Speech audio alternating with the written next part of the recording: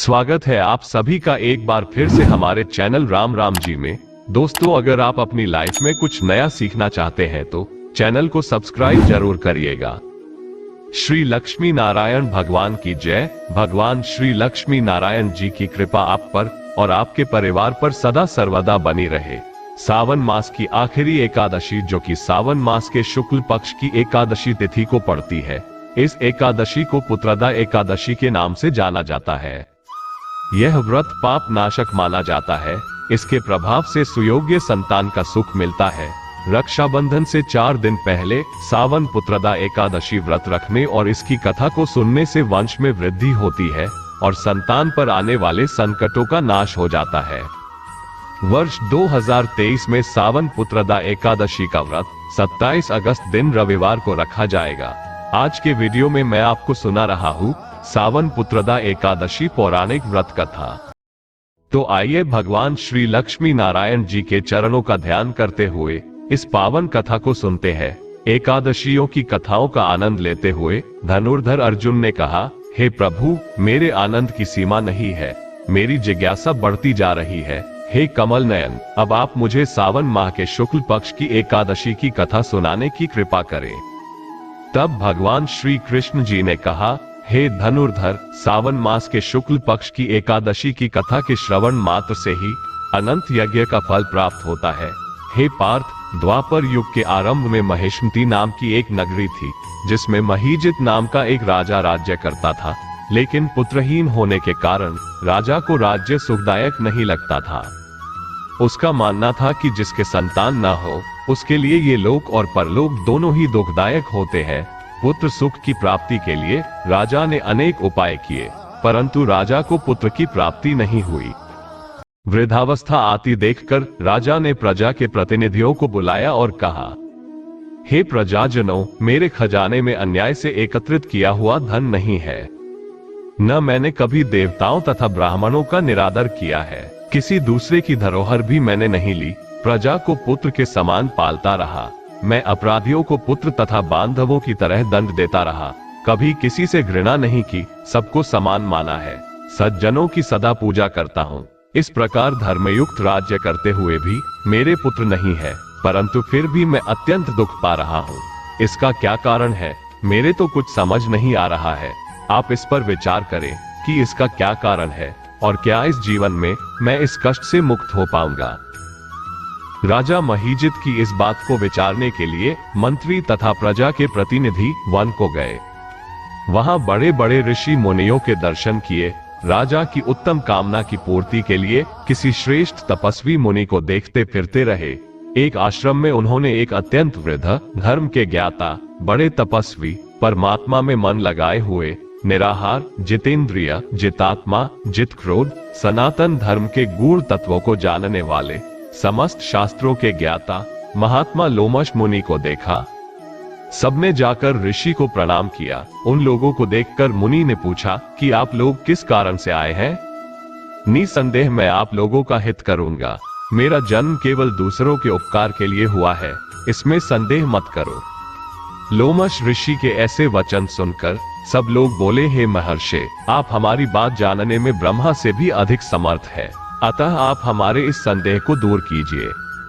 महिष्मतीपुरी का धर्मात्मा राजा महीजित प्रजा का पुत्र के समान पालन करता है, फिर भी वह पुत्रहीन होने के कारण दुखी है।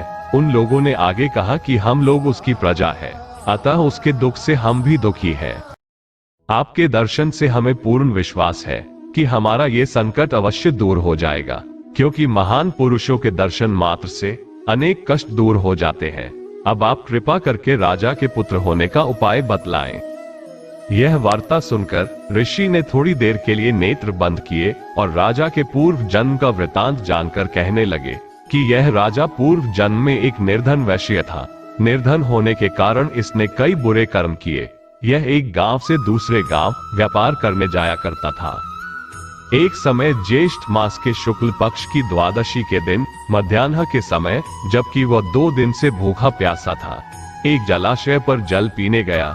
उसी स्थान पर एक तत्काल की ब्याही हुई प्यासी गाय जल पी रही थी। राजा ने उस प्यासी गाय को जल पीते हुए हटा दिया और स्वयं जल पीने लगा। इसीलिए राजा को ये दुख सहना पड़ा। एकादशी के दिन भूखा रहने से वह राजा हुआ और प्यासी गौ को जल पीते हुए हटाने के कारण पुत्र वियोग का दुख सहना पड़ रहा है। ऐसा सुनकर सब लोग कहने लगे कि हे ऋषि, शास्त्रों में पापों का प्रायश्चित भी लिखा है, अतः जिस प्रकार राजा का ये पाप नष्ट हो जाए, आप कृपा कर ऐसा उपाय बताइए।